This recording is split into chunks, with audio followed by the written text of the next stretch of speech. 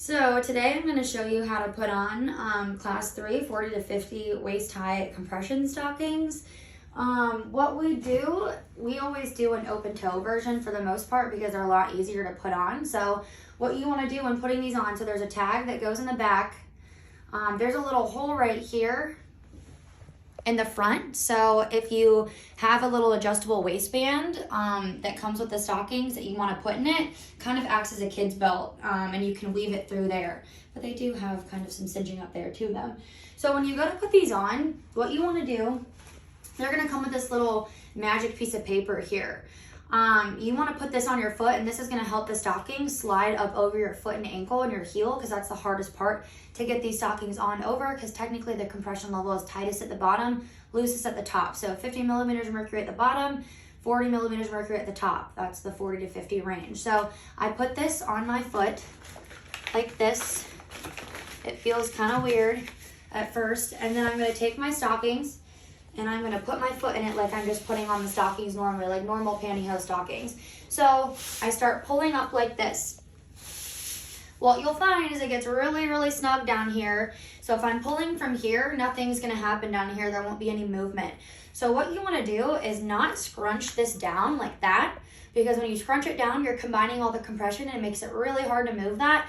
You actually want to fold down so that you can get close to the heel and pull up from there, and you can see how much material just moved.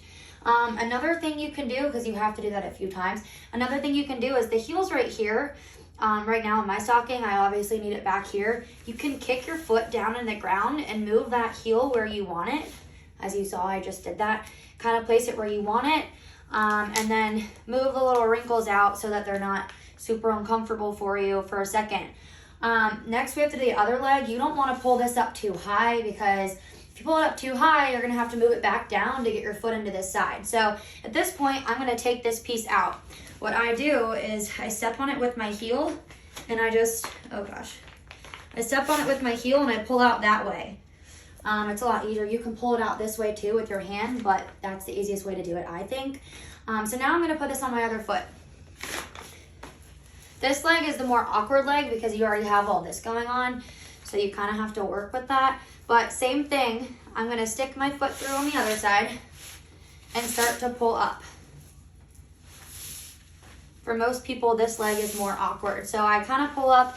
Again, if you need to fold down to get close to the heel so you can pull up from there, you can do that. But I think the easiest way at this point is to kind of just take your foot, kick it down so you can move the heel where you want it. Like that. And then it might be a little harder to do it on this foot because you have the stocking on. But you can still do it to pull this out. And then where you want the kind of the band around your toes to be is kind of around the baseline of your toes.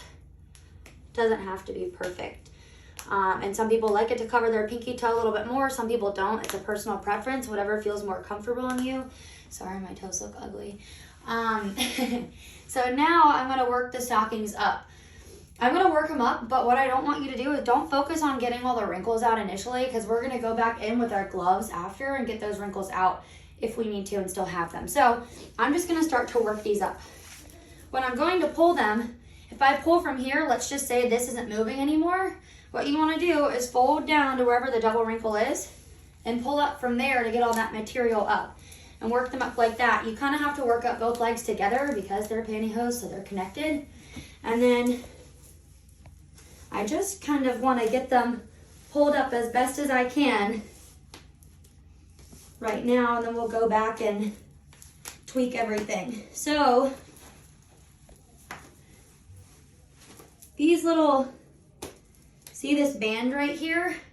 Technically, this band is where the high level compression stops. This still has some compression to it, but not like this portion. So you want this band to be sitting as close to the groin as you can get it without it feeling like super uncomfortable. So I kind of want to pull that up like that. For me, I'm able to pull that up like that because I've done this a million times. But what will happen for a lot of people is you'll kind of be getting these on and you'll have some wrinkles everywhere, and the band will be right here.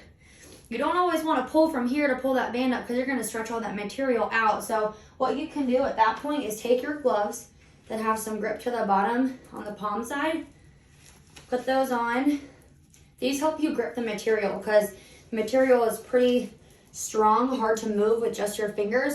So now I'm gonna go back in and get all these wrinkles out. So I start at the bottom and I'm gonna pinch and just start to pull all that material up, and you can see how much more material there is that needs to move up, which will help me get this band close to the top or the groin where I want it. You can also take this and kind of pull up like that, but you kind of just disperse the material everywhere so that you don't see any wrinkles in it. I do that to both sides. Notice that she's pulling above each wrinkle she creates and not directly on the wrinkle. Yeah, that's important because if you pull on the wrinkle, you're not going to really accomplish much. So I kind of do that, make sure all the wrinkles are out. And now I'm going to take them off. The gloves aren't going to be very helpful for you until the end because it's hard to get your hands, or it's hard to wear the gloves and like get in between your skin and the garment. So then you kind of just get these up where you want them. They're a little big on the top, but basically this band you want sitting up here, just like that. So one more thing, if you're sitting for a long period of time, the stockings are circularly woven, so there's no seam to them. So their natural instinct is to cinch around any sort of bending or like fluid pockets. So if you're sitting for a long time, naturally they're gonna wanna cinch and cut in behind your knee because that's just the nature of the garment. So what you wanna do, the last thing, is put on your gloves because you'll feel if it's cutting in behind your knee pretty quickly.